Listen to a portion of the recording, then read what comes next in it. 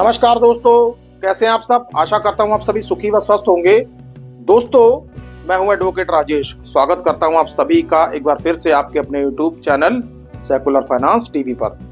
दोस्तों, सावधान हो जाइए, आपको सावधान होने की जरूरत है। मैं ऐसा इसलिए कह रहा हूं कि आजकल सेक्शन 25 के साथ 138 बी का भी उल्लेख किया जा रहा है अपने नोटिस में। दोस्तों, लोन कंपनियों ने एक नया पैंतरा अपना लिया है कि यदि किसी को सेक्शन 25 का नोटिस भेजना है या ईसीएस बाउंस का नोटिस भेजना है तो उसमें अब वो 138 बी का भी जिक्र करती हैं। दोस्तों, आमतौर पर लोग ऐसे नोटिस देख के घबरा जाते हैं, डर जाते हैं कि यार आखिरकार क्या होगा, ये तो 138 का नोटिस भी आ गया, सेक्शन 25 के साथ 138 की धारा भी जुड़ गई इसमें।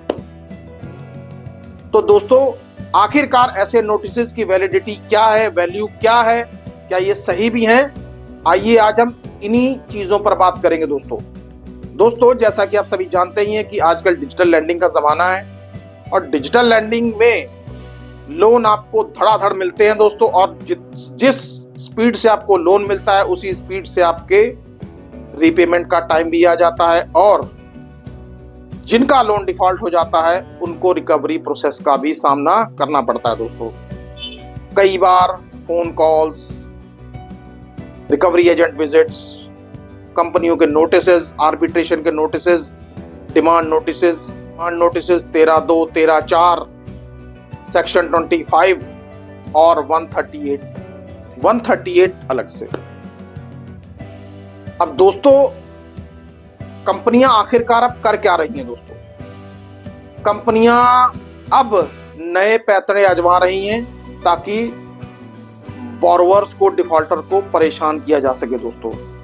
दोस्तों, हम सभी जानते हैं कि आजकल जिस तरीके से डिजिटल लैंडिंग हो रही है, डिजिटल लैंडिंग में आपसे चेक तो नहीं लिया जाता लेकिन आपका ईसीएस मैंडेट अप्रूव करवा लिया जाता है दोस्तों, ताकि आपकी ईएमआई टाइम से और सेट डेट पर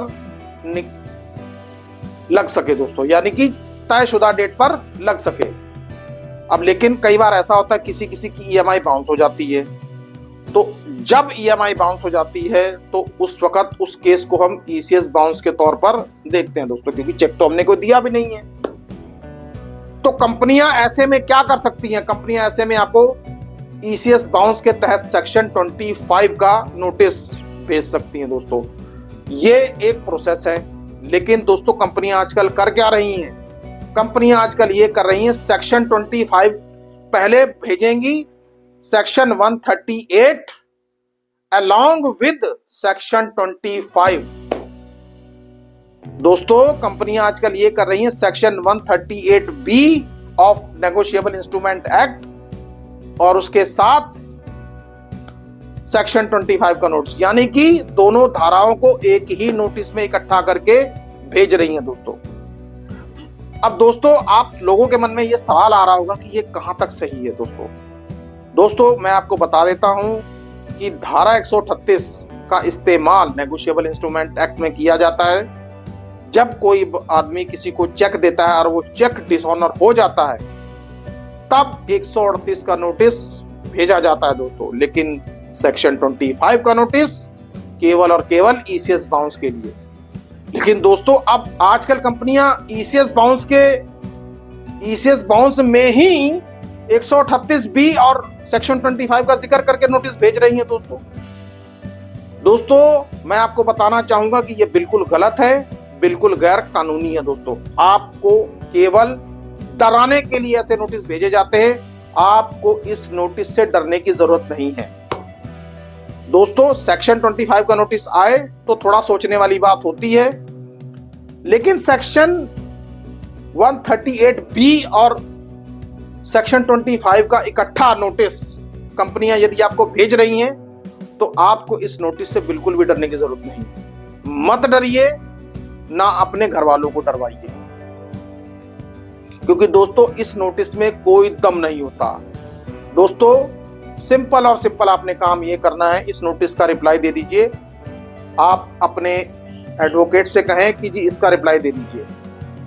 या दोस्तों, आप यदि महंगा लॉयर हायर नहीं कर सकते तो ये आप नोटिस हमें भी भेज सकते हैं और हम आपके बिहाफ पर इसका रिप्लाई दे सकते हैं। दोस्तों, डरने की तो जरूरत इस नोटिस से है ही नहीं। दोस्तों, अलग अलग काम के लिए अलग अलग नोटिस होते हैं। ईसीएस बाउंस के लिए सेक्शन 25 और चेक बाउंस के लिए 138 का नोटिस। लेकिन दोस्तों, यहां पर तो ईसीएस बाउंस के लिए ही 138B का नोटिस दिया जा रहा है। दोस्तों, हर मायने से ये नोटिस नल एंड वॉइड है। दोस्तों, इस नोटिस का आपके ऊपर कोई भी प्रभाव नहीं पड़ेगा दोस्तों, बशर्ते आप इसका माकूल जवाब दे दें। और दोस्तों, जैसा कि मैं पहले ही कह चुका हूं कि नोटिस चाहे सेक्शन 25 का हो चाहे 138 का हो, नोटिस कोई भी हो, आपको उसका बिल्कुल ठोस जवाब बनाकर देना है। दोस्तों, ठोस जवाब आप कंपनी को बनाकर दे देंगे तो कंपनी को भी पता चल जाएगा कि हां, आपके साथ भी कानूनी मदद है। दोस्तों, क्योंकि यदि आप लिखेंगे तो शायद आपके जवाब की कोई अहमियत कंपनी ना दे। कानूनी मामला होता है और ये मामले को भी आप एडवोकेट के द्वारा ही हल करवाएं। दोस्तों, मैं फिर से कह रहा हूं, यदि आपके पास प्रायर लीगल नोटिस भेजने के लिए, नोटिस के जवाब देने के लिए महंगा लॉयर खरीदने की प्रॉब्लम है तो ये काम हम आपके लिए कर देंगे, बहुत ही वाजिब रेट में, बहुत ही ऐसे रेट में, आप यूं कह लीजिए बिल्कुल ही सस्ता। दोस्तों, लेकिन ऐसे नोटिस को अवॉइड तो बिल्कुल भी ना करें और ठोस जवाब बनाकर दें। दोस्तों, और दोस्तों, एक बार मैं फिर से आपसे कहूंगा कि इस नोटिस से डरने की आपको कोई भी जरूरत नहीं है। दोस्तों, क्योंकि ईसीएस के लिए सेक्शन 25 का नोटिस होता है और चेक बाउंस के लिए 138 का, लेकिन यहां ईसीएस में ही दोनों धाराएं जोड़ी जा रही हैं। क्या कमाल की बात है दोस्तों, कैसे कैसे बुद्धिजीवी लोग बैठे हैं। लेकिन सवाल आपके ऊपर है, यदि आप डरेंगे तो फिर डर का तो कोई इलाज ही नहीं है। लेकिन अगर आप नहीं डरे, ठोस और माकूल जवाब दे दिया तो कंपनियों को भी पता चल जाएगा कि हां, कहीं से जवाब आया है। दोस्तों, आई होप आपको मेरी बात समझ में आ गई होगी कि मैंने आपको सेक्शन 25 और section 138 of negotiable instrument act के बीच का फर्क समझाने की बात कही। दोस्तों, आई होप कि ये वीडियो आपके काम कर रहा होगा।